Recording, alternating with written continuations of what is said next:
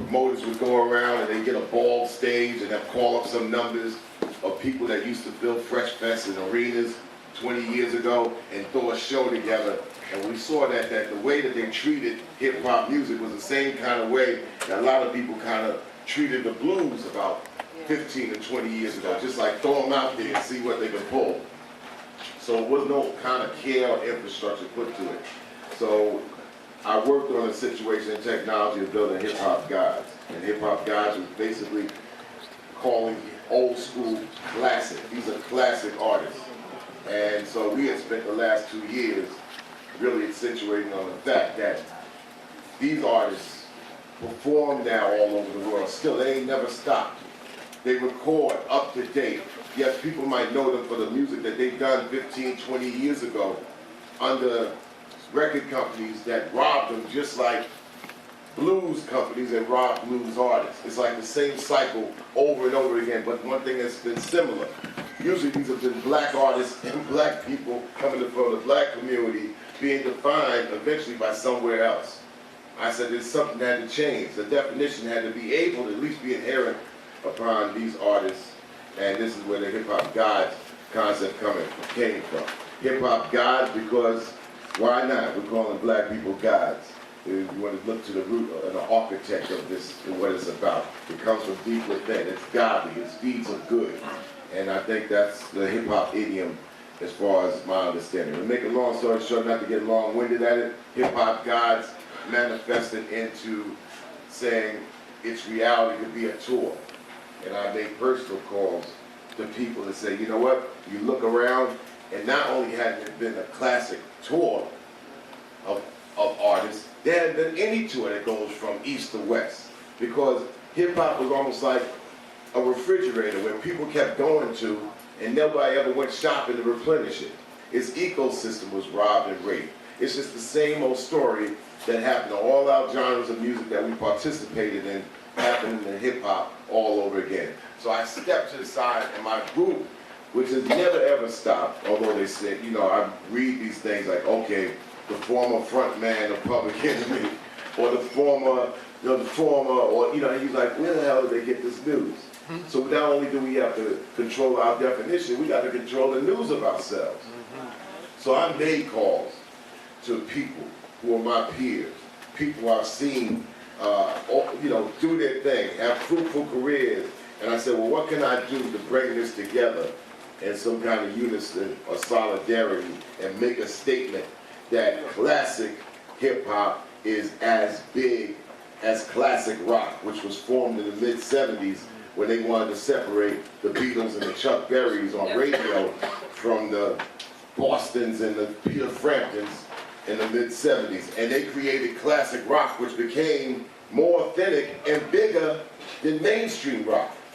So we're not saying we want to be bigger, but what we want to say is that eventually somebody might come into hip-hop under the definition of other companies or corporations or whatever, but they gotta come to a point where their art is manifested to something that befits a skillful area, befits something that somebody comes to and says, yes, this is what it is.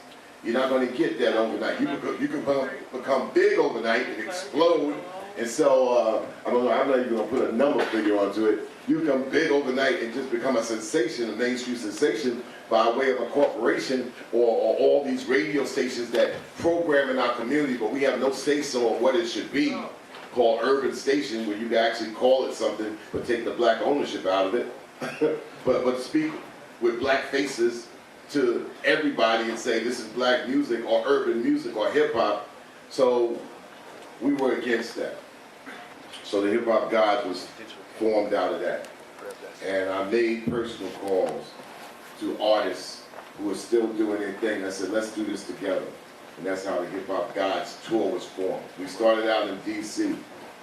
It was an unbelievable response to this.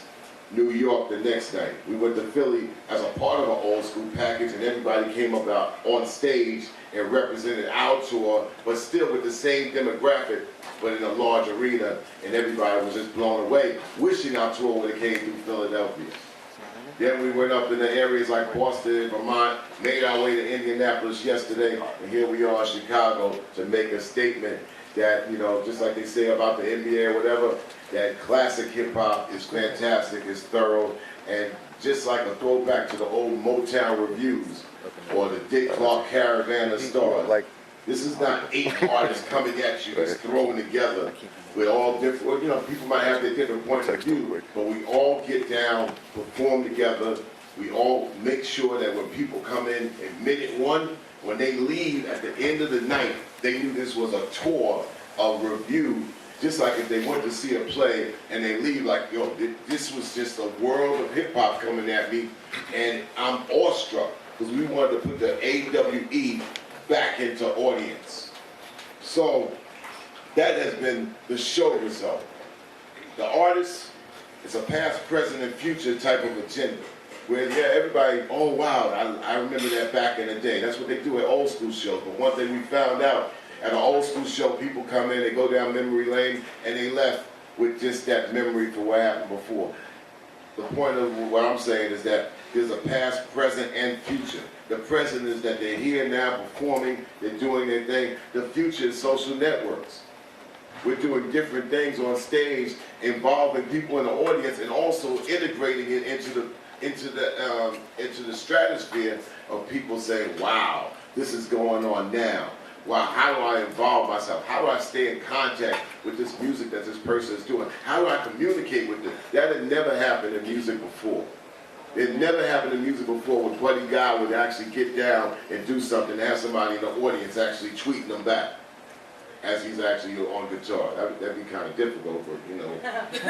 But what I'm saying is that there's a past, present, and future involved, that this is the litmus test, the example of artistry into the 21st century, representing hip-hop, and what best than a classic hip-hop artist that already knows how to do it so well, to attract, to actually come out and engage and represent the art form to the fullest instead of being defined from somewhere else. Okay? And Trustee, in your honor, I'm a fan. I believe that in your honor, not only in your honor as music, anybody support music, hold hands. Hold hands. Hold hands. Support music. Hold on, I'll turn this off, put it down. Right, you know,